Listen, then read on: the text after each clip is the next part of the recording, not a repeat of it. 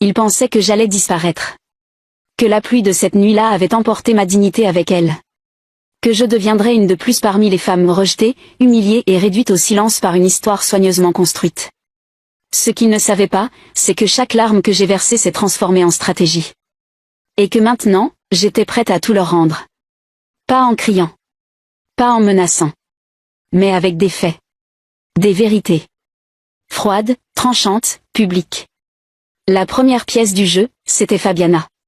Elle était le pilier central du mensonge. La victime parfaite. La femme fragile, douce, traumatisée. Mais sa façade avait une fissure. Et je savais exactement où frapper. Enrique créa un faux profil sur un réseau social engagé dans les causes féminines. Un nom crédible, une histoire bien ficelée. Il commença à suivre Fabiana, à liker ses publications, à commenter avec admiration. Elle mordit à l'hameçon immédiatement. Dans sa tête, elle avait gagné une alliée de plus. C'est alors qu'Enrique, avec l'aide de Marcos, lança la première attaque. Un article anonyme fut publié sur ce profil, avec un titre qui sema le chaos.